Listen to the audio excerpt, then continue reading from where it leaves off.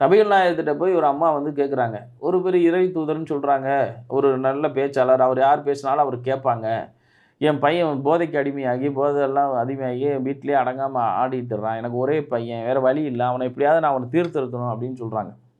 அப்ப நபிகள் நாயகத்திட்ட போய் பார்த்தோனே, நபிகள் நாயகம் சொல்றாரு, "நான் உன்னைய திருத்துறதுக்குலாம் என் வேலை கிடையாது தம்பி. நீ போதைப் பொருளுக்கு அடிமையாயிட்ட. உன்னால வாழ முடியாத அளவுக்கு நீ இருக்க. உன்னைய நான் திருத்துறதுக்கு என்னோட வேலை கிடையாது."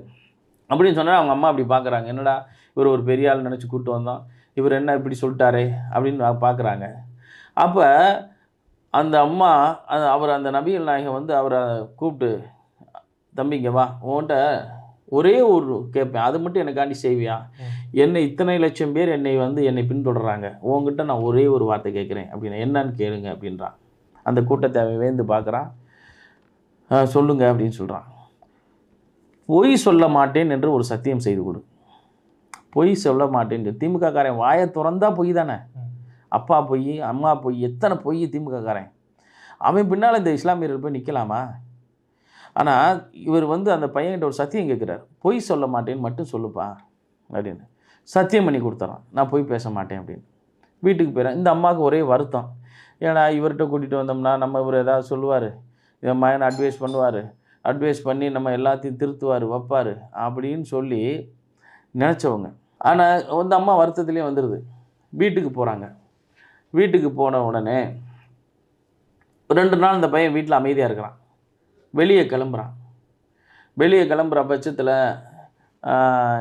எங்கே போகிறப்பா அப்படின்னு கேட்குறாங்க. அவன் குடிக்க போகிறான். அம்மாட்ட சொல்ல முடியுமா? சொல்ல முடியாது. நான் இல்லை நான் எங்கேயும் போகல அப்படின்ட்டு உட்காந்துடுறான். மறுபடியும் ஒரு நாள் எந்திரிச்சு வெளியே போகிறான். நீ எங்கே போகிறப்பா?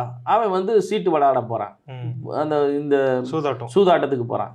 இல்லை நான் போகலை அப்படின்னு சொல்லிட்டு உட்காந்துடுறான். இப்படியே நாட்கள் தள்ளி போது அவன் திருந்திடுறான். அப்போ நபிகள் நாயகத்திட்ட போய், ஐயா நான் உங்களை தவறாக நினச்சேன். ஆனால் என் பையன்கிட்ட ஒரு சத்தியத்தில் அவனை தீர்த்திட்டேன். உண்மைன்ற ஒரு வார்த்தையை நீங்கள் பெற்று அவனை திருத்திட்டீங்கன்றான். உண்மை எங்கே இருக்கிறதோ அங்கே தான் வந்து நல்ல வழி பிறக்கும் என்பதை உணர்த்தினவர் நபிகள் நாயகம். உண்மையை மட்டும் பேசணும். திமுக காரன் 200க்கு 500 பொய் பேசுவான். 200 ரூபா வாங்கிட்டு 500 பொய் பேசுகிறவன் பின்னால் போய் நிற்கிற இந்த கூட்டம், இந்த இஸ்லாம் என்று பெயர் தாங்கிய எல்லா இஸ்லாமியரும் போக மாட்டாங்க.